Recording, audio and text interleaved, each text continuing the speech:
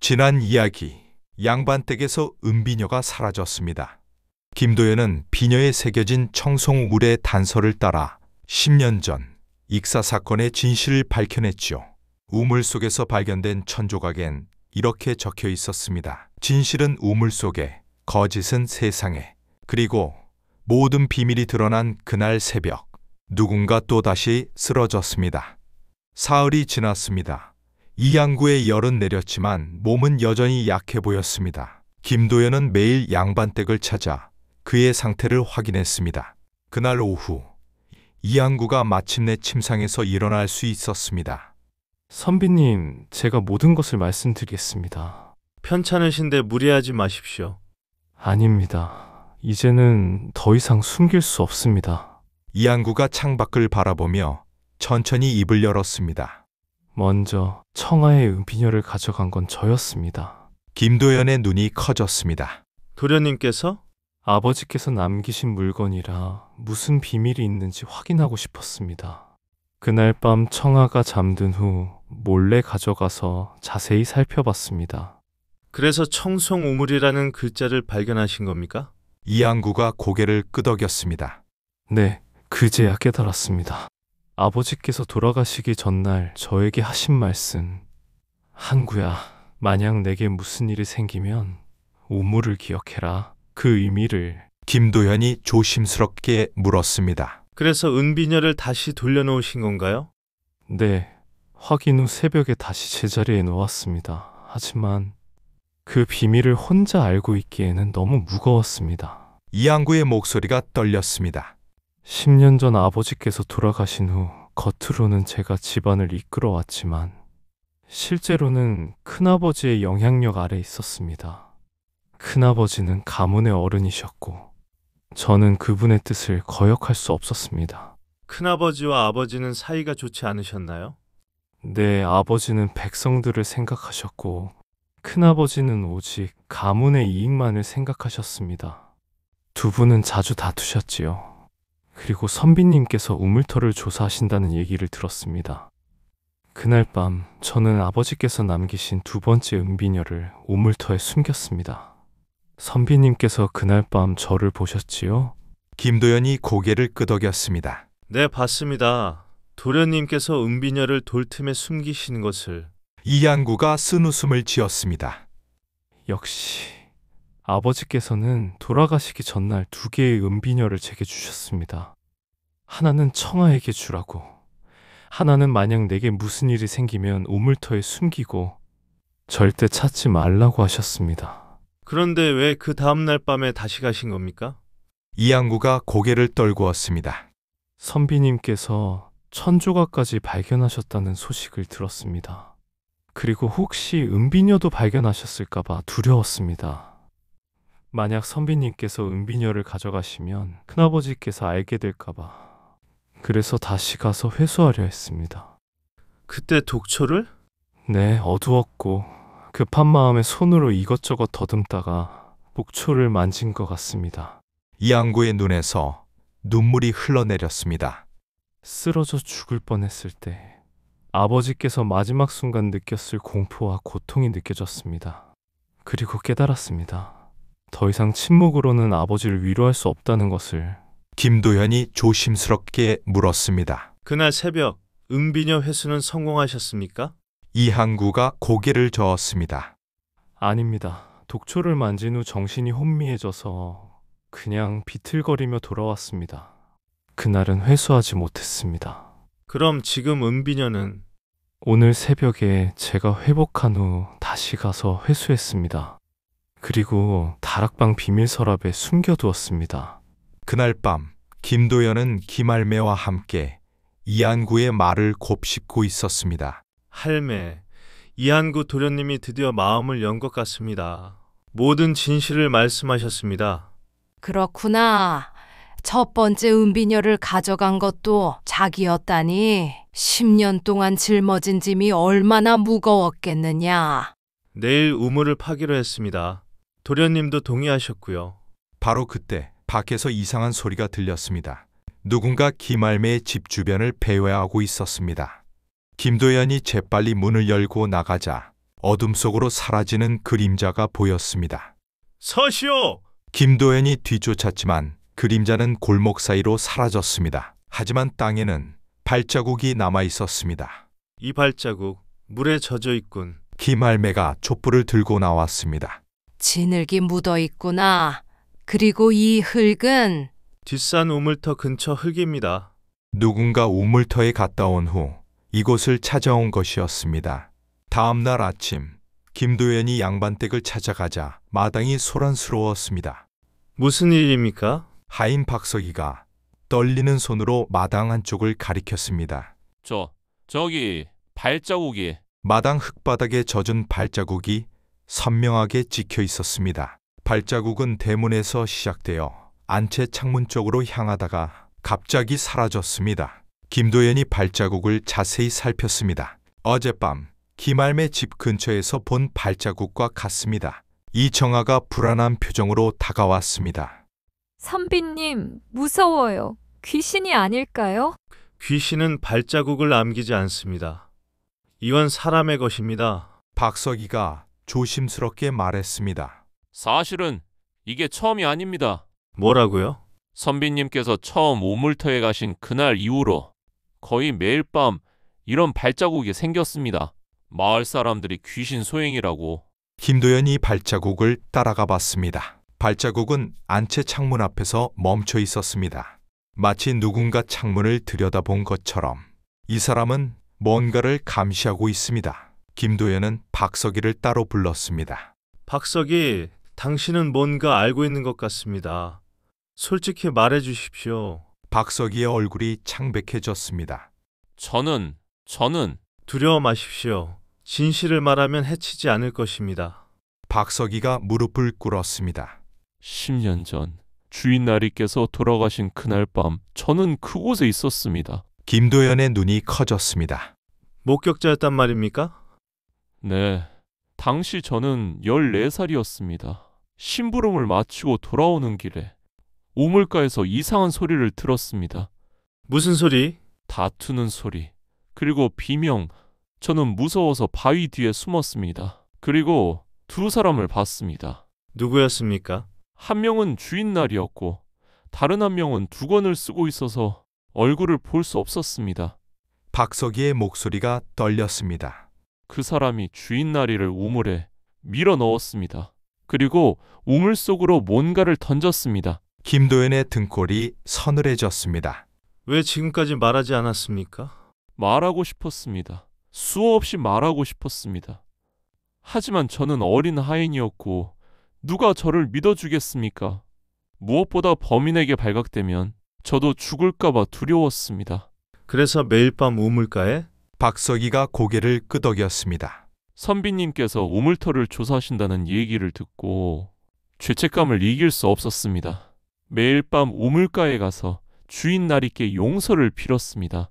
그리고 혹시 선비님께 뭔가 도움이 될 만한 걸 찾을 수 있을까 해서. 그날 밤 김도연은 양반댁 근처에 몸을 숨겼습니다. 매일 밤 발자국을 남기는 자가 박석이뿐인지 확인해야 했습니다. 한밤중 김도연의 귀에 발소리가 들려왔습니다. 달빛 아래 한 사람이 조심스럽게 양반댁으로 다가오고 있었습니다. 김도연은 숨을 죽이고 지켜봤습니다. 그 사람은 박석이었습니다. 하지만 잠시 후 반대편에서 또 다른 발소리가 들렸습니다. 두 사람. 두 번째 인물은 하녀 월이었습니다. 월이가 박석이에게 다가가 작은 목소리로 속삭였습니다. 왜 또 왔어? 들키면 큰일 나. 하지만 도련님께서 선비님께 진실을 말씀하신다는 얘기를 들었어. 만약 이제 그만해. 선비가 의심하고 있어. 김도연이 나무 뒤에서 나왔습니다. 거기 누구시오? 두 사람이 깜짝 놀라 뒤돌아봤습니다. 김선비님, 두 분 무슨 일입니까? 매일 밤 여기서 무엇을 하는 겁니까? 월이가 떨리는 목소리로 말했습니다. 선비님, 저희는 도련님을 지키려고.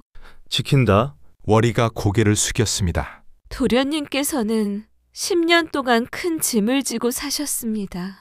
저희는 그걸 알고 있었어요.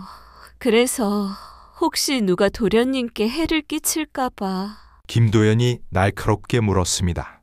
당신도 뭔가 알고 있군요. 10년 전 일에 대해서.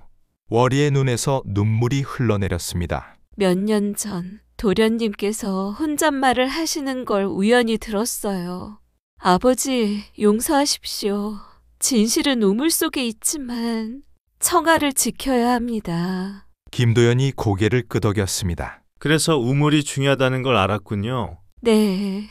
그리고 도련님께서 두 번째 은비녀를 무척 소중히 여기신다는 것도 알았어요. 마치 목숨처럼. 다음 날 아침 마을 사람들이 우물터에 모여들었습니다. 김도연과 이양구의 결정에 따라 10년 만에 우물을 파기로 한 것입니다. 정말 우물을 파시려는 겁니까? 한 마을 사람이 두려운 표정으로 물었습니다.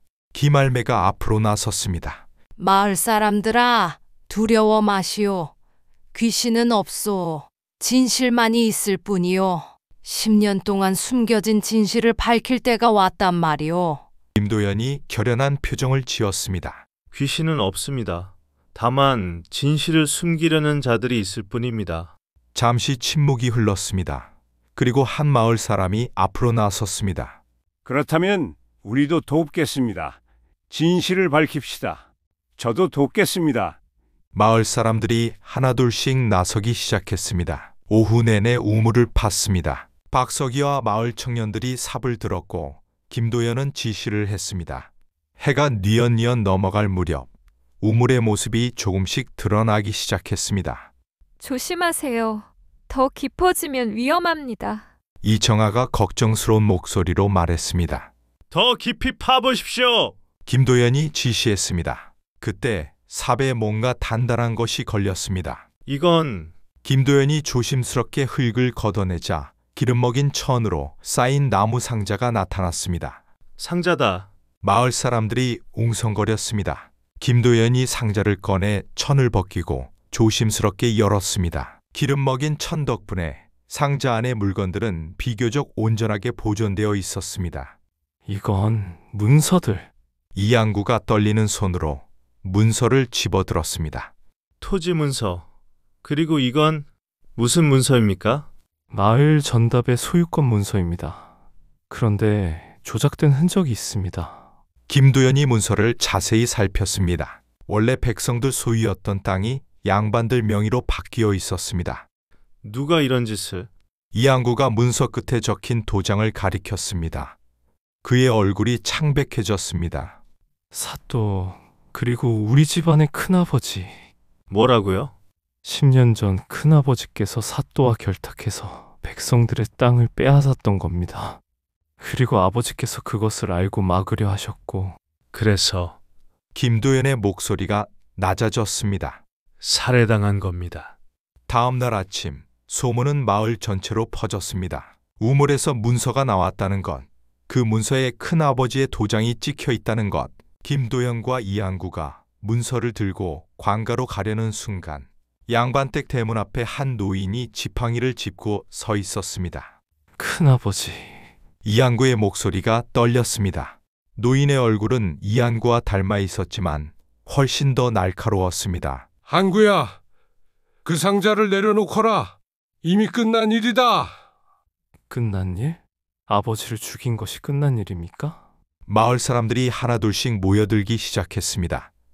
노인의 얼굴이 굳어졌습니다. 내 아버지는 너무 고지식했다. 세상이 어떻게 돌아가는지 모르고 백성들만 생각했지. 김도연이 앞으로 나섰습니다. 그래서 살해를 명령했단 말입니까? 노인이 김도연을 날카롭게 쳐다봤습니다. 선비 양반, 명령은 내가 내렸지만 직접 손을 쓴 건 아니오. 이 마을 양반가를 지키기 위해서는 어쩔 수 없는 선택이었소. 그럼 누가 직접 손을 썼습니까? 노인이 입을 다물었습니다. 이양구가 노인 앞으로 다가갔습니다. 큰아버지, 저는 10년 동안 침묵했습니다. 어린 청아를 지켜야 했고 큰아버지의 영향력 아래서 가문을 지켜야 했으니까요. 하지만 이제는 더 이상 참을 수 없습니다. 한구야.